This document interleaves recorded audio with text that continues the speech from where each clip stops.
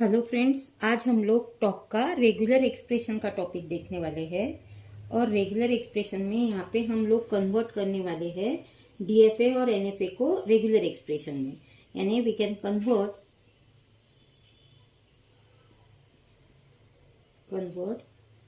Any DFA और NFA into regular expression that means RE। ठीक है, यहाँ पे हमें डायग्राम दी है डीएफए की, जिसको हमें रेगुलर एक्सप्रेशन में कन्वर्ट करना है। तो यहाँ पे हम लोग सॉल्यूशन स्टार्ट कर देते हैं। अब सबसे पहले आपको ध्यान में रखना है कि जब भी हमें डीएफए की या एनएफए की डायग्राम दी है तो हमें उसके लिए हर एक जो हमारी स्टेट है उसका एक्सप्रेशन फाइंड आउट करना है। दैट मीन्स हर एक स्टेट में जो आने वाले एरो है, स्टेट पे आने वाले एरो यानी इनकमिंग एरो हमें देख लेना है और उसके साथ हमें एक्सप्रेशन यहाँ पे लिख लेना है। जैसे फॉर एग्जांपल मुझे Q0 स्टेट यहाँ पे लिखनी है, यानी Q0 का एक्सप्रेशन। तो Q0 के एक्सप्रेशन में हम लोग एप्सिलॉन से स्टार्ट करेंगे because this is the starting state, बराबर है। तो इसीलिए इसको हम लोग एप्सिलॉन से स्टार्ट करने वाले हैं। अब Q0 पे इनकमिंग एरो कौन से है, तो Q1 से हम लोगों को Q0 पे एरो आने वाला है। तो हम लोग यहाँ पे लिखेंगे Q1 और उसका इनपुट है A, प्लस उसी टाइप से हम लोगों को Q2 से भी एरो आने वाला है और उसका इनपुट सिंबल है यहाँ पे B। और ये हो गया आपका इक्वेशन नंबर 1। ठीक है, ऐसे ही हम लोग अभी Q1 के लिए लिखेंगे। अब Q1 के लिए लिखना है तो Q1 पे आने वाला एरो Q0 ही है, that means Q0B। Incoming arrow यहाँ पे Q0B है। तो ये हो गया आपका एक्सप्रेशन नंबर 2। देन Q2 के लिए यहाँ पे Q2 पे आने वाला एरो है Q0A, ये हो गया आपका एक्सप्रेशन नंबर 3। एंड Q3 के लिए यहाँ पे आने वाला एरो है Q1B प्लस Q2A और Q3 के लिए है AB। तो यहाँ पे लिखेंगे हम लोग A प्लस B। तो ये हो गया आपका इक्वेशन नंबर 4। ठीक है, अभी हम लोगों को यहाँ पे फाइंड आउट करनी पड़ती है फाइनल स्टेट। तो यहाँ पे फाइनल स्टेट कौन सी है हमारी Q0, बराबर है। तो Q0 अगर मुझे फाइंड आउट करना है तो उसके लिए मुझे Q1 एंड Q2 दोनों स्टेट चाहिए।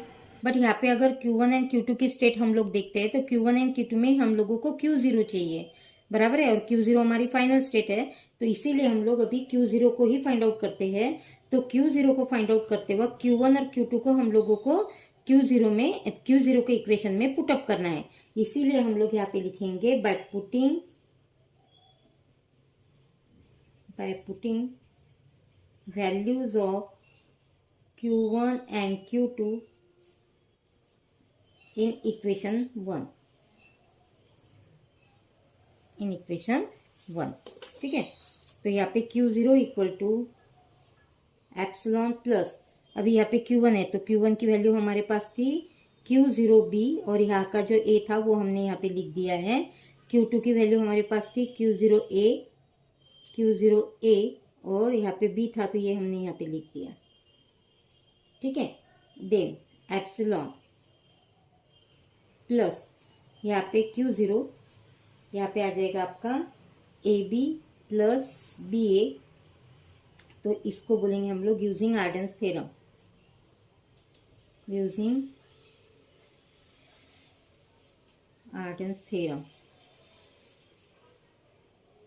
अब आर्डेन्स थ्योरम हम लोग कब यूज करेंगे, जब हमारे पास इक्वल स्टेट है यानी सेम स्टेट है तो और उसके जो इनपुट सिंबल है वो अलग है, तो हम लोग दोनों को कंबाइन कर रहे हैं, तब हम लोग यहाँ पे बोलने वाले हैं बाय यूजिंग आर्डेन्स थ्योरम।